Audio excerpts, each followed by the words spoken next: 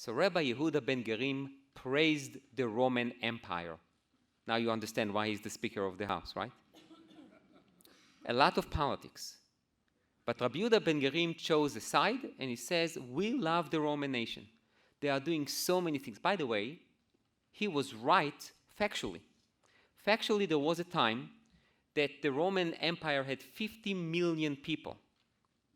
And what they did with their slaves and everything is to basically to better the roads and the bridges and to allow transportation. They were one of the first ones to really do it. So to some extent, he was right. Rabbi Yossi was silent. He didn't want to say anything. And Rabbi Shimon ben Yochai responded and said, everything that they established only for their own purposes. They established marketplaces to place prostitutes in them, bathhouses to pamper themselves, and bridges to collect taxes from all who passes over them. Who? Little bit of dislike to the Roman Empire. Now, those three rabbis sit together and probably discuss the matter of the day, which is the Roman Empire. So Rabbi Yehuda ben Gerim praised them, Rabbi Yossi is silent, and Rabbi Shimon ben Yochai condemned them. By the way, is this story rings a bell to another interesting story with three people hearing something and responding? Yitro, very good, with Paro. Yitro, Iyov, and Bil'am. You remember that one? Bil'am sheya'atz met. Yitro barach, Yitro escaped, ran away, and Bilam was the one of the advisors, and he was killed. So sometimes you see associations between Talmudic stories and Midrashic stories based on biblical narrative.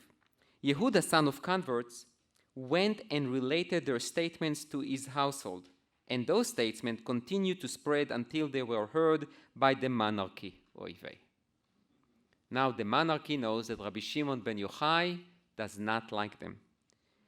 Now, I don't know if his father was still alive or not, but it definitely created a bit of tension in the family. They ruled and said, Yehuda, who elevated the Roman regime, shall be elevated and appointed as head of the sages. That's why he became the Speaker of the House. The head of the speakers in every place. Yossi, who remained silent, shall be exiled from his home in Judea as punishment and sent to the city of Tzipori in the Galil. And Shimon, who denounced the government, shall be killed. And chokhmot. No tricks, or as they say in Osherad, lo shtik, lo trick, right? No shtiks, no tricks, he's going to be killed. Rabbi Shimon bar Yochai and his son Rabbi Elazar went and hid in the study hall. I'm not sure that was the best place to hide, but I guess that's where they felt secured. Every day, Rabbi Shimon's wife would bring them bread and a jug of water, and they would eat. When the decree intensified, Rabbi Shimon said to his son, women are, maybe I shouldn't read it. Women are easily, okay. Women can be affected by torture. And there is a room to concern, Baruch Hashem, lest the authorities torture her and she will reveal our whereabouts. So therefore, they went and they hid in a cave. Oh, much better. A miracle occurred, and a carob tree was created for them as well as a spring of water. They would remove their clothes and sit covered in sand up to their necks. They would study Torah all day in that manner. At the time of prayer, they would dress, cover themselves, and pray, and they would again remove their clothes afterwards so they would not become tattered.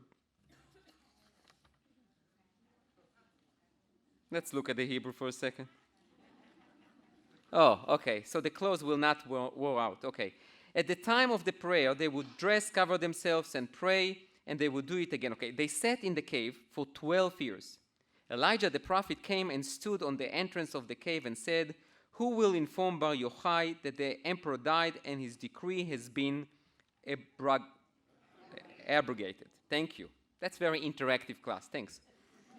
They emerged from the cave and saw people who were plowing and sowing. Rabbi Shimon Bar Yochai said, these people abandoned eternal life of Torah study and engaged in temporal life or for their own sustenance. The Gemara relates that Every place that Rabbi Shimon and his son, Rabbi Elazar, directed their eyes was immediately burned. A divine voice emerged and said to them, "Did you emerge from the cave in order to destroy my world? Return to your cave."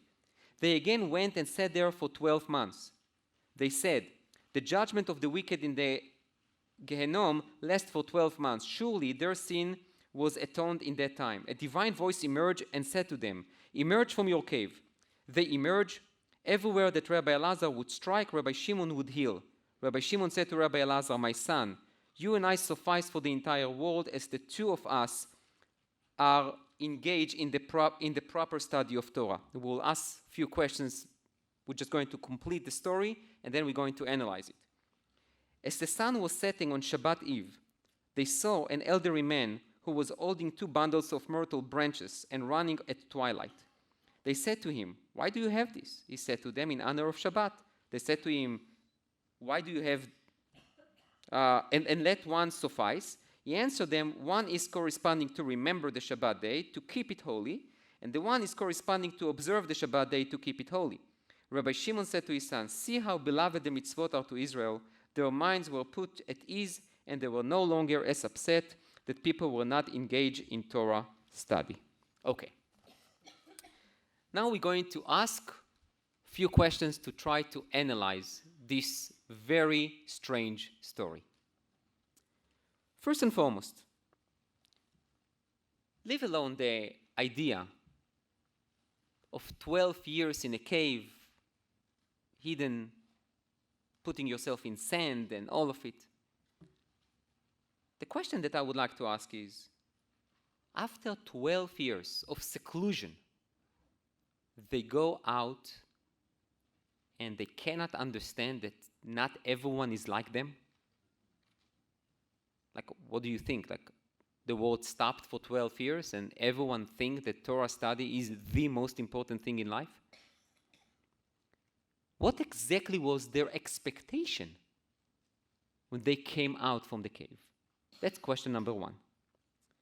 Question number 2 is that after the second time, going in for 12 months, not 12 years, 12 months, by the way, you see similarity between Rabbi Shimon ben Yochai's life, 12 and 12, and Rabbi Akiva, 12 years and 12 years, 12,000 students, plus 12,000 students. You see the 12 and the 24. So after the second time, when Rabbi Shimon ben Yochai and his son go out from the cave, Rabbi Shimon ben Yochai seems to be there to get it. He understands that, some people don't learn Torah, but Rabbi Elazar, his son, is like all upset. And instead of telling him, stop it, he lets his son destroy things, and Rabbi Shimon ben Yochai does what? Try to heal it. Why would you do that? Just tell him, stop looking. That's the second question. Third question. What exactly is the idea, or what was so impactful of this elderly person with 2 hadassim in his hands running on Friday that really changed Rabbi Elazar's mind and his opinion about other people? And maybe the last question that I would like to ask is, why hadassim? Now, by the way, if the Gemara would say that he would run with 2 chalot, I would ask the same question. Okay, don't worry. But hadassim specifically obviously has some kind of a message or a meaning. So let's start from the beginning. What do we know about Rabbi Shimon ben Yochai's early beginnings? We talked about it. Idealist, determined, committed for only one thing, which is what? Torah learning. He is willing to give his life for Torah learning. He learned it from whom? From his Rabbi, from Rabbi Akiva.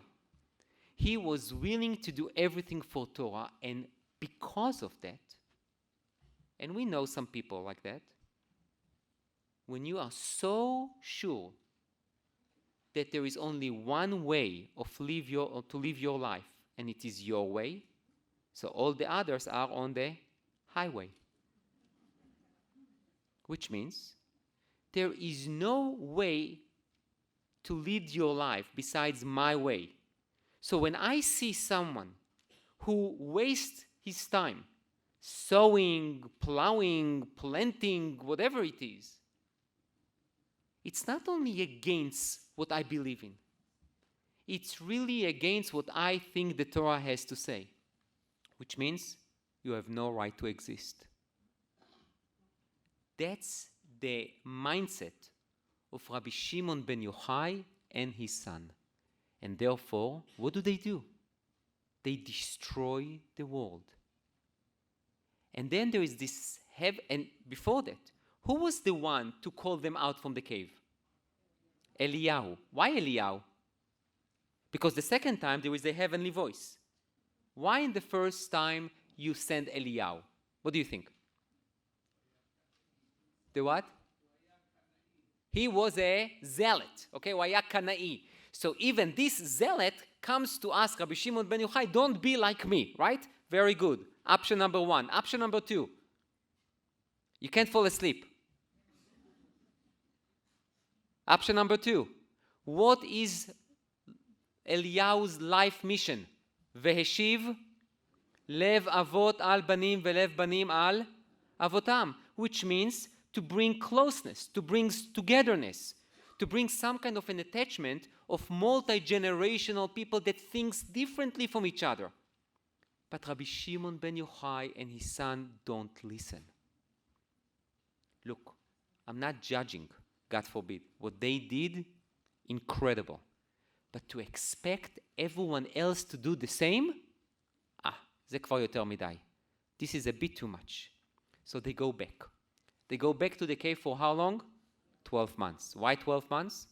So Rabbi Shimon ben Yochai understands that what? This is a period of punishment. Therefore, I need to think about what did I do wrong. He comes out. And then he sees people that sow and plow. And he says, you know what? Okay, that's fine with me. I have no problems with it. But Rabbi Eliezer, his son, still had problems with it. And we asked why. Why don't you tell him stop it? Answer. Rabbi Shimon ben Yochai is maturing. He realizes one very important lesson. Life is complicated. There is no one way. Everyone will contribute in his or her way to the completeness of this world. And only by allowing and empowering others, and definitely not to destroy them, we will have olam meyushav. Not only a civilized universe, but a world that all the functions are there and everyone knows what his or her goal, which is called achdut.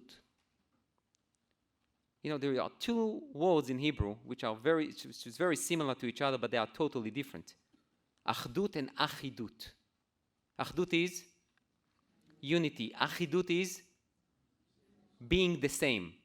Being the same and being united is not the same thing. Achdut is that we come together even though we are continue to remain different.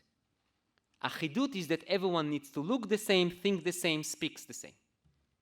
So Rabbi Shimon ben Yochai understands this, but he also understands that Rabbi Eliezer, that his son, needs to learn it by himself. He cannot be taught. He needs to be personally convinced, internally convinced that that's the right thing. So now who do we have? We have this elderly person who is running.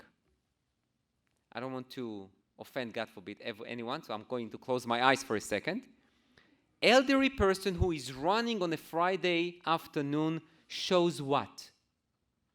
Dedication. But it's a dedication for what? For something that it's meaningless, halachically. Do you have 2 hadassim on Shabbat? No. Did you hear about a custom to have 2 hadassim on Shabbat? Now you heard, right?